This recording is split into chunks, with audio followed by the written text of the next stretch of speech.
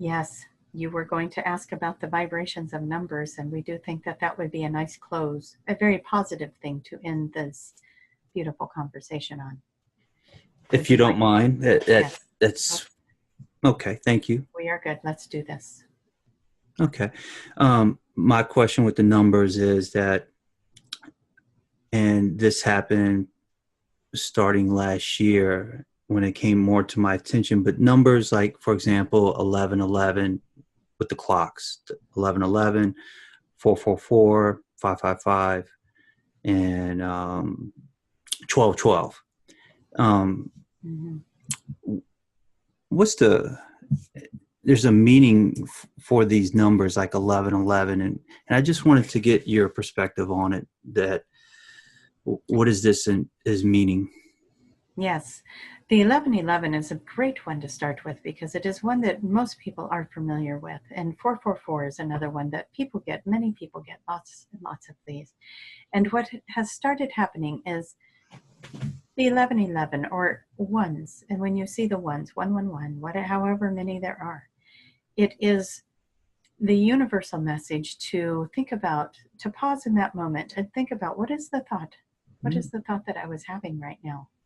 And if you find yourself in self-doubt or in a negative thought pattern of thinking about something that you don't want or what isn't working out right, it is a reminder to you that that thought just went out into the ethers to create your reality.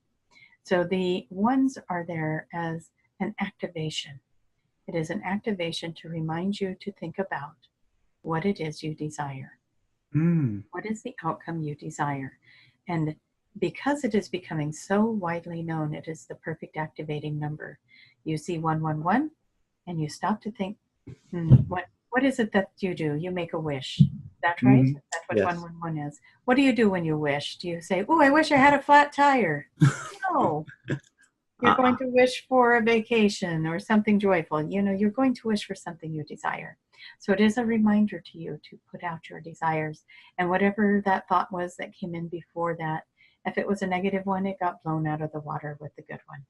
And so it is a reminder to everyone how powerful you are. You are a creator. You are a co-creator. And when you are making those pictures in your mind and you are telling those stories in your mind, you are creating.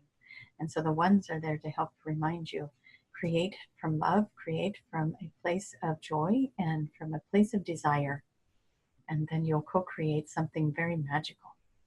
The fours and the threes. These are master numbers. Threes are your masters like Jesus, Buddha.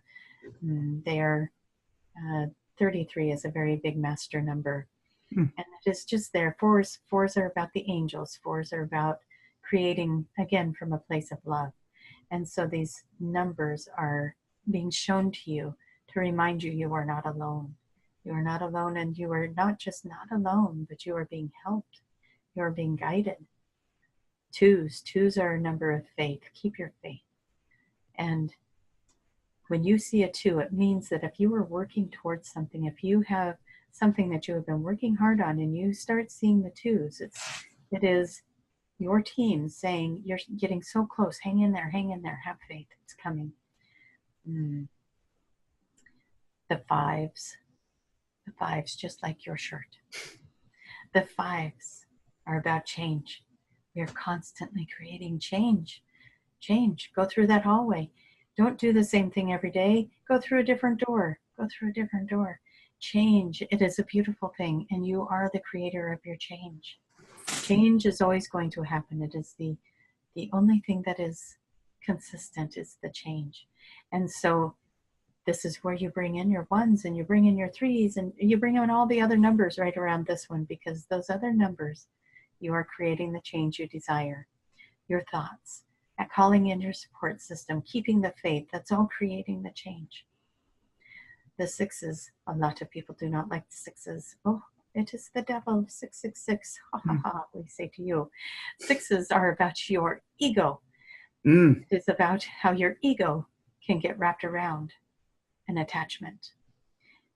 Let's say the attachment is a material thing, or it is a status, it is fame, whatever it is the ego. These sixes are never a bad thing. It is just a thing. It is what it is. It is to look at your attachments. How attached are you to fame, to money, to being on top, to being powerful, to having the fancy car, the fancy home? How attached to all of that are you? And that is all it is asking you to do. Look at your attachments. And it is also to remind you when it is coupled with other numbers. So let's say you have 6s and 8s. It is the world saying, hey, we're here. The material things you need will be provided for you. And the 7s are about your path. It's about a vibration of doing your heart's desires. So if you are seeing a lot of 7s and you are not happy in your path that you are on, whether that be work or love or whatever it might be, it is time. It is the universe telling you, look at your path. It is time to make a change. If you are happy where you are, then it could be, depending on what pattern those numbers come in. Like we say, they come with other numbers. Then you might notice that it is showing up consistently with another number. And it could be that the angels, 477, angels are saying, good job, you are doing a great work on your path. It is, you see what number it comes with, 577. Oh, there's going to be a change coming in your path. See how they can talk to you. 277, have faith that you're going the right direction and your thoughts are taking you to the path that you desire. That's what the 2s are. 177, your thoughts are creating a new direction in your path and then you may not like it. So we want you to know that that thought you're having is creating your path. So now we're reminding you to think about what you desire and put that in there. See how that works. Those numbers can talk to you. It gives us avenues to talk to you. 8s are about your supply. 8s are also the infinity symbol. It is a way for you to know that you are always taken care of, just as the infinity symbol is always going. So are you. You are always taken care of. There are many other aspects to 8, and there are ways to find those. There are books, there are websites with numbers on them. And most of all, you need to know that you are being taken care of and that your finances are, or your supply is being taken care of as well. 9s are about completion. A lot of this is, yes, associated with the numerology that you can find on your websites. That can also help you understand the numbers looking through them, or you can go to angel number websites and they will tell you. Your 9s are about completion. You're coming to an end of a cycle. You are ready to complete something. And again, look at how the number patterns show up for you. Maybe if it is 599 or 955 or whatever it might be, it is saying whatever it is that you were trying to create or change is now coming to an end, which means that you are about to start a new cycle. And that can be exciting. What door will you open tomorrow? We go back to your hall. You will all be thinking about hallways all day now. Okay. And then the 0s. The 0s are direct messages from source. If you see 700, that is God saying, thank you for being on this path and doing the work you're doing. That is, wow. That is God speaking to you. That is source speaking to you, saying you are doing a great job. Or if you're seeing 500 or 505, it is saying source is directly connected to the changes that are happening in your life. And that is to say to you, no one will know better how to make a change in your life than that source energy, than your God. And so trust that you are going in the right direction. When you see that 0 in there with those 5s, you can go, we're going the right way. You do not want to make a change that ends on a gravel road, right? Yeah, nobody wants that. So just keep calling in all of these beautiful high desires and high vibrations, and you will do great. Be a good person in the world, and you will do just fine. You will attract into your life wonderful things. If there is somewhere in your life that is unsettled, whether it be a relationship or a job or whatever it might be, maybe you don't like where you live, you are in charge of making that change. And even if it feels impossible, we say to you, you have a group of beings waiting to help you, helping you to see the light and helping you to make the change that is going to create the desired outcome. Remember to respond in love. Everything you do, if it is not reaction from a place of love, then you need to step back and look at, where am I coming from when I respond to this situation? Am I coming from ego? Am I coming from fear? Or am I coming from love? And when you move forward with those questions in mind, you will not go wrong. This will be a most excellent experiment for you. Is there anything else? Um, what about 1111 and 1212? Do they have any kind of meaning, specific meanings? Or it just goes back to ones and twos? The 1111 is the master number. It is a high vibrational number, along with 1212, a very high vibrational number.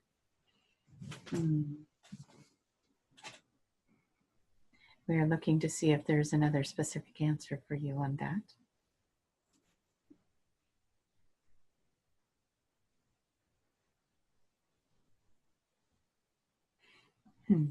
It seems that there is a information that you have on these numbers that we are not accessing at this point, but what we want to say to you is, if it is true to you, then it is true.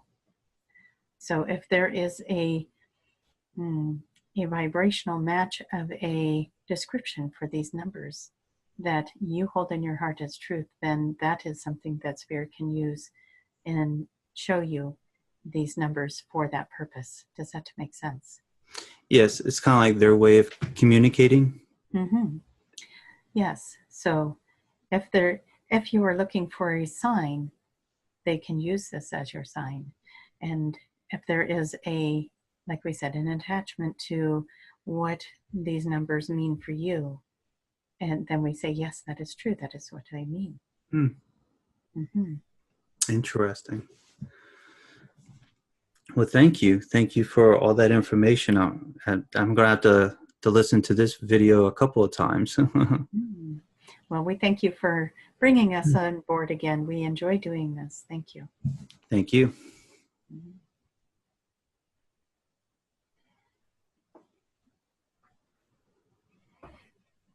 I don't know what that was, but this side started, like this shoulder started getting sore. So I don't know if it's because I have the puppy back here sleeping in the way I was sitting, but I was like, okay, stretch it. But anyways, that was amazing. The hallway was getting ridiculously long for me, and and that's why they brought it back in, because I kept going, why is that hallway so long? So that was fun when they were showing that. Yeah, it was. I like how there was a purpose for the hallway, and I'm seeing this hallway, and I'm like, oh, that's different. But there was a purpose for it. That's pretty cool. Yeah, that was kind of fun the way they brought that in, and every time they would open a door, it was like this flood of color would come in, and everything would change and shift in the hallway. And it was fun to hear how your hallway was getting. Would you say it was getting smaller? Yeah, it wasn't that short, but it, for me, it was a change of color as well. Not that the whole hallway changed color, but like the floor was a different color, and now I saw yellow, like either yellow trim or yellow lines coming through. Oh yeah, very cool. That was the flash picture that I saw, but it did not look long. Well, I would like to encourage anyone listening to the video, if you had an experience with the hallway, write it down, because that was kind of fun for me to see that and see how it was changing, and have them opening these doors, and then like there was just a field full of like trees, and maybe more like an orchard or something. Like there was information almost out there just waiting to come in, and then when that door opened, like all this green would come in, and then another one opened and it was blue colors coming in, and it was like, ooh, what's in there? So I was feeling that excitement that they were talking about, you get more and more excited about each day you get to open a new door. And I was kind of feeling that excitement, like, ooh, what's tomorrow's door? And I could feel it. I was like, I really want to go open a door now. So that was kind of fun. I was enjoying that piece to it. Yeah, there was a lot of talking. I don't remember everything that was being said, so I hope it resonated with people. Yes, it answered a lot of good questions, and I think it answered your timeline questions, the collapsing of timelines. Yeah, that was interesting to see things. It was kind of like one of those ascension maps that Charmel drew, where it was like this blooming flowery looking thing. And like, you could see that it was, every time it was going out, it was going like this, but at the end, whatever was behind it was falling away. You know, so it was like this shooting star or something that was going, and anything that's passed now was floating away. It was interesting to see it in my mind and have this picture of, like what you were saying. So new timelines are being created at all times, and then as the old ones are passing away, and you know, they're collapsing. And then they were showing the so what I do in past life hypnosis is, if I take somebody through a lifetime that was really traumatic, we do what we call rewrite the story. And I take them back, but I don't get to choose it. I take them back and I say, how far back do you want to go? And they'll be surprised as I will, because let's say it is a childhood of abuse. And maybe the abuse started when they were 3, but they'll go back to 5 instead of 3. And then instead of putting up with it, they do something different at that age, or a parent steps in and says no more, or something different happens. But they play it out the same way they would if I'm taking them through. It's not like they get to pick and choose. They go back to a certain point of the timeline, and then they're experiencing one of the other alternate realities.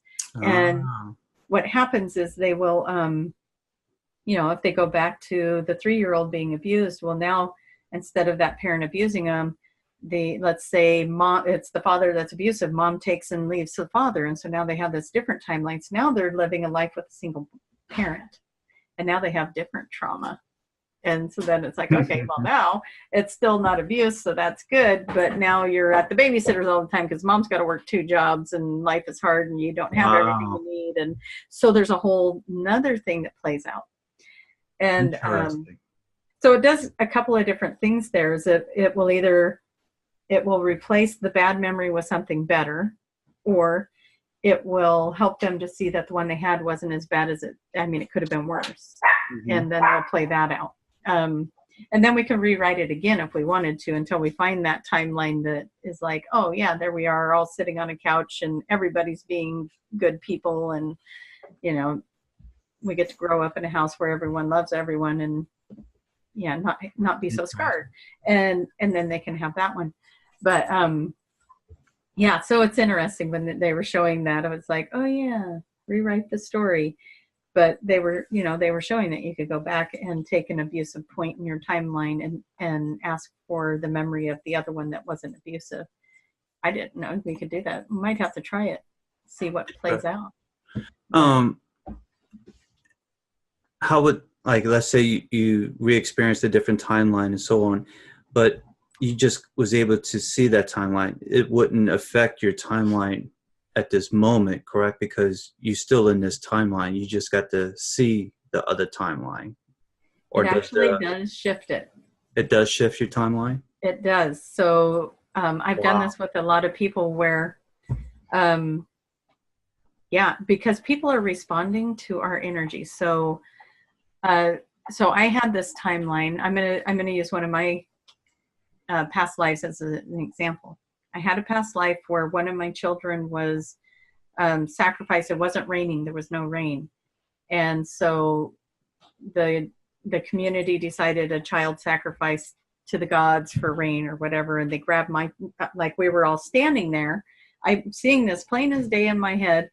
And I was the father in that lifetime. I was this child's father. And we're all standing in this group saying, we need rain. And we're all panicking. And so they've come to this conclusion that they need to make a sacrifice. And they came out into the audience or the group of people, and they grabbed my child and they ran him up to the stage and they were going to kill him. And I was just frozen in fear. Like, you know, I knew I couldn't do anything because there was, there was protocol that was supposed to be an honor that your child was brought up there and was going to be the sacrifice and all of that. And I never got rid of that guilt of letting that happen. And so in this lifetime, something triggered that, and I was feeling really guilty about something. That part I can't even remember, but I remember that past life because I wanted to rewrite that story. So then I went back and I asked, can we rewrite the story? I got a yes. That was the other thing. You got to ask, yes or no, can we rewrite it? I got a yes. So we went back. And so we went back to the point of trying to figure out, well, how do we get it to rain? And I was like, well, can't we sacrifice an animal instead of a child? And I was still seeing that we're taking a life unnecessarily. And so then I asked a different question. I said, so how can we do this from a place of love where we're not going to kill, take another life, and just do it from a place of love? And the answer that came in is do a fast. And so then when I went back, instead of sacrificing anything, I jumped up and said, let's do a fast. And there was like 5 of us that agreed to do the fast. And we sat up on the platform and we prayed and we fasted for like, I don't know, a couple of days of not eating. And then it started to rain. And so nobody had to die. And we came from a place of love and sacrifice. We still had the sacrifice, but it started to rain. And nobody's child got killed or anything like that. And what happened was the angst and the guilt and everything that I was feeling that brought me to that lifetime, gone. Well, when that leaves, now the people that are responding to me, my energy that I'm putting out is no longer requiring that judgment to come at me. Interesting. So my world starts shifting. So yeah, it changes your reality. It changes your timeline, because my timeline no longer needs to reflect that guilt or that memory that was triggered. So I did feel a shift with how the world was responding to me after going through that exercise.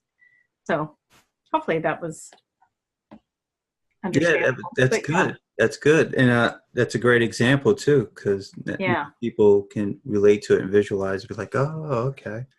Yeah, and luckily I remembered what we were talking about, so I can wrap it up. No, get lost in the story, forgot what we were talking about. But yeah, my world around me did change because, and that's what we got to look at is when we step out into the world, it's showing us ourselves. Everything we're looking at is something that's getting mirrored back. And so it's when we can start really understanding that and playing in that world, then we can start healing those parts of ourselves so the mirror doesn't have to be there. We get all this magic, like we were just talking about the Conscious Life Expo. And we were having a wonderful experience, but then we were next to some other people that were like, can you believe how catty people are being and how everybody's just being like snarky and backstabbing, and we're sitting there going, we're not experiencing any of that. Right. That's not in your reality. That wasn't in our reality. It wasn't our mirror. It was there, so interesting. Yeah. That would be where they would need to be looking at, well, where are you being catty? Where are you being snarky? Heal that part and you won't experience it anymore. And, sometimes it's just that we're holding a judgment on something like that. And if we can let go of the judgment, then it doesn't get mirrored back. So there's a lot of, paying attention to our own worlds to see where we're at and what timeline do we want to be in? What do we want that to reflect to us? Wow. Yeah, that was a good topic too. That was a fun one. That was good. That was a good topic. And like I said, I still like how it's all connected. It bled over to the veil, to the dreams in a way, the 5D earth. So it was pretty neat how it was all connected. Yeah. I don't remember a lot of it. I'm probably going to have to listen to this one. Sometimes I can really remember them, and the other ones I'm like, I remember I talked a lot. And in like dreams, so I feel better now because I don't really remember my dreams, and oh yeah, there's a reason for that. So I was like, oh, now I feel better. Yeah, and there's a good chance that you're meeting up with a soul group when you're out of your body doing that, when you're doing the work. But they were very clear about, like, sometimes you stay in your body and you just get downloads, and that's what the dreams and the metaphors that you're seeing, and then you're working that out. And then the other times where your head hits the pillow and next thing you know, it's the alarm's going off and you're like, you're still in the same position, everything. And I've been in those, and then I wake up and I'm so tired. I'm like, why am I so tired? And then I'm being told, well, you were working.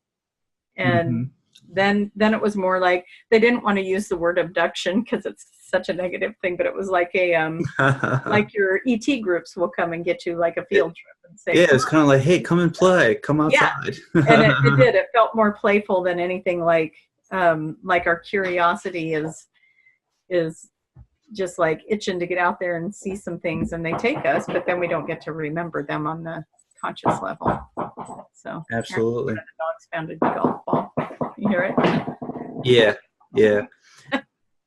So. And I like how at the end, Daniel approved of my question of asking the numbers. He's like, "You have a question about numbers?" I was like, "Well, I do, but it's the time." Yeah, and we're doing okay. I guess I do need to wrap it up, but yeah, it was like I was feeling yes, finally. Yeah, it was like, yeah, we need to talk about those numbers. So that's good. It was good stuff too. I'm glad we talked about that. That was interesting. Yeah, it'll be fun for people to play with. When they see the different numbers coming together. Mm-hmm. To bring in the threes and the ones, or whatever, when they come together and be like, oh, okay, so I got master energy around me helping me to create the thoughts that are going to be more positive, that kind of a thing. So playing with the numbers, what order are they coming in? What is the ones you're seeing a lot of, and getting your messages, because they love to talk to us. So if you give them ways to talk to you, you're going to get it. Absolutely. Absolutely. All right. Well, I'll wrap this up so I don't take up any more of your time. Yeah, it's been a wild week. Yes. I'm glad you after your trip you decided to still do a video. I thought it would be next week. So well, I felt like we needed to get the video done because I'm going to take off again Friday and not be back till Sunday evening. So worked out perfect. Yep. I was feeling like we need to do that. So let's put it together. So I'm glad it worked out, and it was opened here. It opened up so I could do it. So it's good. All right. Perfect. Well, thank you, Jason. Thank you. Thank you for everything. Oh, you bet.